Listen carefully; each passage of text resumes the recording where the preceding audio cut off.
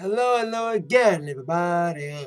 Zach Attack is here with the Atak Sportz for this Monday, August the 3rd, 2050. I haven't made an Atak Sportz in a lot of weeks. I apologize for that. I have a little panic. If I'm not making a wall review on a Monday, I don't make a Atak Sportz. Now I'm finally watching Wall live for the first time in weeks. I've been able to watch Wall live. That's why I've been able to make a wall review the last couple of weeks. The last 2 months I've done stuff. Improv events, a Lady Gaga concert for 20 minutes, so I'm very busy. But let's get down to it. A lot of UFC happening since I've last left here at Atak Sportz, including a great knockout from Frank Mir, who's now going to be part of the UFC 191 lineup with Andrei Arlovski. Two guys who slugged it out in the last 2 fights. Should be very good. Before we get to 191, we had UFC 190 this past Saturday night from Rio de Janeiro, Brazil. I did watch that event live. It's my first UFC pay-per-view in a while. But I wasn't able to review it live after the pay-per-view because it ended late, like 1:45. And two, the card, with the exception of 2 fights, sucked. Worst UFC pay-per-view I've seen in a while. The main event saved it, even though it was another 30-second main event. But the rest of the fight card was just, yeah. It was just so-so for me. The Fox cards have been better. Way better. The Fox Sports cards, the Fox cards kick this pay-per-view's ass when it comes to a consistent fight card. Your first fight on the main card, you had Gloria Galia taking on Jessica Aguilar. That was a decent opener. You know, you're going to hear this phrase a lot from me. If you see my UFC reviews, I always use the phrase, decent action, not much excitement. Have a drink every time I say that. So that was a decent action, not much excitement in the first fight. It was just okay, very physical. Jessica Aguilar got her ass kicked by Claudia delivering the shots, but she couldn't finish. That's why I made a unanimous decision for Claudia. She was dominant in that fight. Just a little bit one-sided. Some okay striking action, not much excitement. Second fight, the heavyweight division, you had Bigfoot Silva taking on Soy Play. First round, Howard. Boring. Manhug City in the first round. But it made up for it in the second round when Silva finally lashed out and gets some big punches in, getting a KO victory in the second round against Soy Play. So that was the only makeup for that fight, was the second round finish and that Howard first round. Another heavyweight fight. Stefan Struve taking on Big Dog Rodrigo Nogueira. Antonio Rodrigo Nogueira. Minato, not Minito. I get both of them mixed up. So Big Dog took on Stefan Struve. And this heavyweight fight was just okay. Once again, decent action, not much excitement.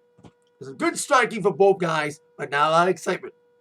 This fight went all 3 rounds. Then came in my mind the fight of the night. They said the co-main was the fight of the night. The first round was, the other rounds weren't. But this fight was in my mind the fight of the night. My favorite fight was the first of the 2 Ultra Fighter Brazil finale fights. You had Reginaldo Vieira against Delano Lopez in the middleweight division. This was the fight I've been fucking waiting on the entire evening. Back and forth action, great excitement. Great action, great excitement. Especially the reversal of the submissions. You know, one guy had a submission and one got him in reverse. It was like very exciting fight, which ended with Reginaldo winning that fight, becoming the Ultimate Fighter in the featherweight division in the Ultimate Fighter Brazil finale. I don't care who were the coaches. I don't watch Ultimate Fighter. So after that great, tough finale fight, you have the second tough finale fight in the lightweight division. Giaco Funka against Fernando Bruno. This one was probably the most fight of the night. It was boring. A lot of takedowns. There was submissions, but not as exciting as the last one. And here's the problem. These 2 guys were known for striking. So they both took down each other, and unfortunately, they had great takedown defense. What does that mean? A shitty fight. Which ended in a submission, rear naked choke in the 3rd round with Giaco winning. Then on co-main, Mauricio Shogun Rua against Antonio Wajiro Nogueira, Little Nog. Now, this was awarded the bonus for Fight of the Night. I don't see it. The first round was the best round of the fight. Like, the first couple of minutes of the round was okay, and then, like, the last seconds really, really exciting when both guys were slugging it out in the last minute and a half of the round. But then the second and third round was just okay. With Shogun Rua getting the victory in 3 rounds. And here's my advice to UFC. The next time you have Ronda Rousey headline a pay-per-view, please make sure the fights that go before don't fucking bore us to death. Because that was the problem with this card. Is that like usually undercard gets you pumped for the main event. This undercard made you say, please let Rousey come sooner. Even though we know it's going to be another one-rounder, we want to see Rousey. That's my other problem. The other fights would make up for the fact that Rousey is another one-rounder. I love Rousey. I love her, but she always, well, at least for one thing, she didn't win my armbar today. Yay! Of course, the main event, very anticipated, as Bethe Korea took on Rowdy Ronda Rousey. I'll get to another Rowdy one in a second. In the main event for the Women's Middleweight Championship, these two had been at each other's throats, specifically Bethe. They were both undefeated at this point. And I think Rousey was like, this chick's been talking so much shit, I'm not going to do my armbar today. I'm just going to knock her ass out. Boy, oh boy, did she do that. I was watching it at Buffalo Wild Wings. It was probably the last time I go there. They had shitty food and shitty air conditioning. It was too fucking cold in there. There's another wait for another day. The crowd there was very pro Rousey. They cheered. Even when she was walking down the ramp, they were applauding on the screen. And then Rousey just went straight at Bethe, went striking, and then boom, boom, boom, bang! The big punch landed right on her face first. The crowd went nuts as Rousey took down another threat, so-called threat to her championship reign. I'm hearing that Miesha Tate 3 is next. Miesha looked good in her last fight, so we'll see if Miesha learned from her last 2 encounters against Rowdy the Rowdy one. So there you go. Okay, UFC 190. It was like I said, the main event was the great finish in the main event. It was another one round. It was a great finish. The Ultimate Fighter finale, bantamweight was the best fight of the night. My main card. The rest of the card was hopefully the fight nights make up for it in the next pay-per-view, especially with Frank Mir. And that's the only thing I'm looking forward to that pay-per-view. I don't care about I like Demetrius Johnson, but like Rousey, has not much competition in his division. Maybe besides Johnson. But the co-main of UFC 191 intrigues me because these two guys are in the same position. Both former UFC champions trying to vie for a comeback one. And both guys slugged it out in the last outings. So, looking forward to that. Now, before we get to my first Raw review in weeks, Raw preview in weeks, of course, I have to, acknowledge the sad death of another Rowdy one. Rowdy Roddy Piper passed away at the age of 61 on Friday of apparent cardiac arrest. It's the second wrestling legend death in less than a month. First, we had Dusty Rhodes back in June. And now another childhood icon passed away, Roddy Piper. Like Hogan, Warrior, and Macho, Roddy Piper is probably one of the 5 or 6 wrestlers I was grown up to, that I was raised on. You know, I remember watching all the videos of all the WrestleMania, especially WrestleMania 3, where my parents were, when he shaved the head of Agent Adonis. He's probably one of the greatest guys never to be world champion. He won the Intercontinental Championship back in 1992. But never became world champion either WWE or WCW. Even if he beat Hulk Hogan when he was world champion, but there were non-title fights. That famous Starcade fight in 97.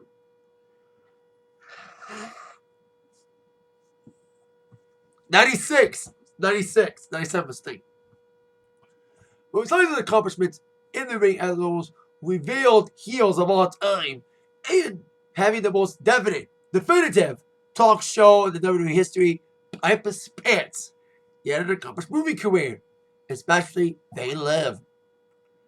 I've come here to do 2 things: to kick ass and chew bubblegum. And I'm all out of bubblegum. famous line from that movie that was delivered by Rowdy in that movie. A lot of wrestlers had sent their condolences, including a man who thought he was his cousin, and a man who gave him a great fight at WrestleMania 8 back in 1992 in the Indianapolis Hoosier Dome, Bret the Hitman Hart. Sending his best wishes to the Piper family, and also Jason Roberts, a lot of other wrestling alums sending their condolences to Roddy Piper, including Stone Cold Steve Austin, who apparently had a little podcast beef with Piper that was settled before his untimely death. Speaking of podcast, as of this video, the Stone Cold podcast is still on for tonight with Paige.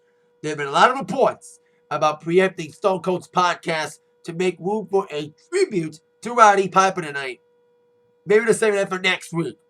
But as of right now, Austin's podcast with Paige instead of Hulk Hogan as previously reported thanks to his whole N-word situation, which I won't delve into, will still happen after War on the WWE Network for $9.99. So, with that, rest in peace, Roddy Piper. Thoughts and prayers to his family for sure, man. Long live the Hot One. Now let's get on to my Raw preview for tonight. Like I said, I've been watching Raw the last couple weeks, but I haven't been watching it live. We're just a few weeks away from SummerSlam. It's 4 hours long now. A 4-hour show. I know Mania is like the big one. It gets 4 hours. But SummerSlam getting 4 hours? What's next? Survivor Series becomes 4 hours. Royal Rumble becomes 4 hours. I mean, you get a 40-guy Royal Rumble. And they want to make all the big 4 hours. They mostly deserve it because they're the big 4. But having SummerSlam be a 4-hour show now as well, it's interesting. We'll see how it does, but it's a weird decision. Let's get on down to my Raw preview. Top 4 questions must be answered tonight. Question number 4. Will the Divas Revolution heat up?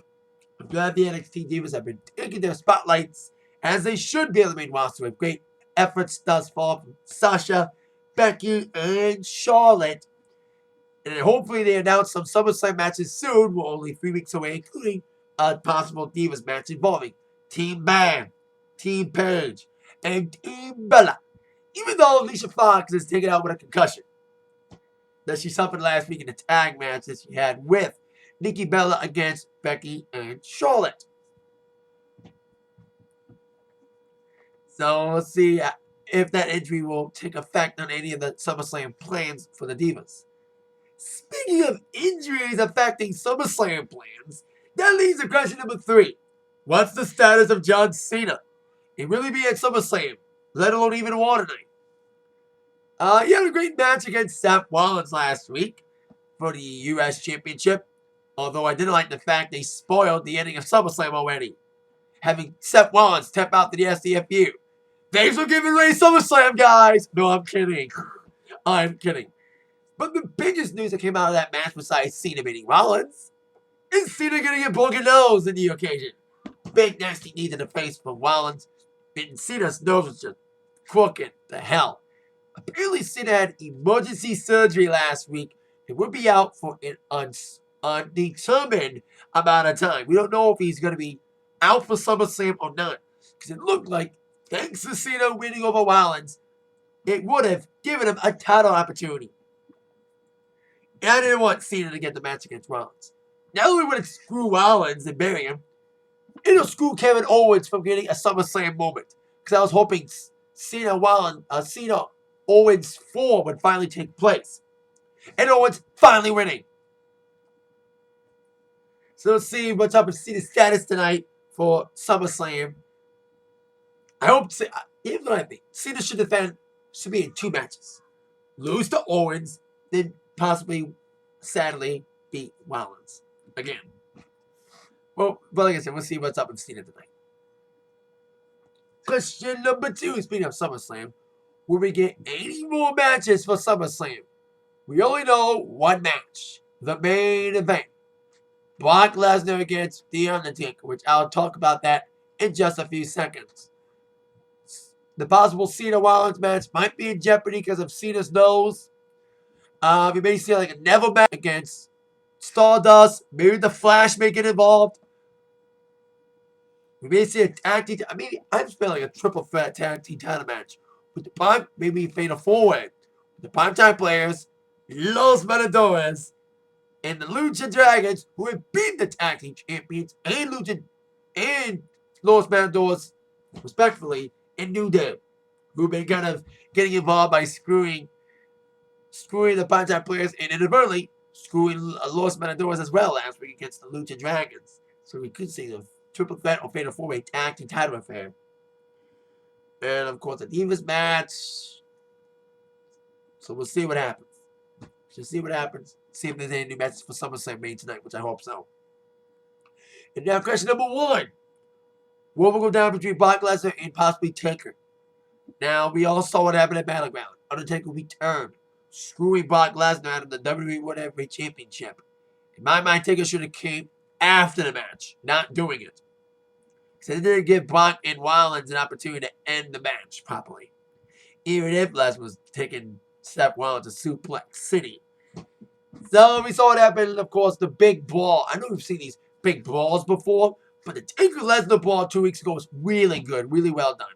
The match at Mania sucked last year, but I think this time with both guys in their peak, health-wise, especially Taker, even in an okay outing against Bray Wyatt at Mania this year, could be better than the last encounter.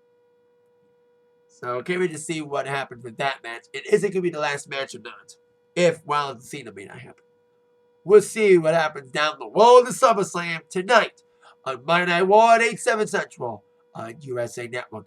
That is it for my Attack Sports for today. There will be an Attack Raw review tonight. First time in weeks.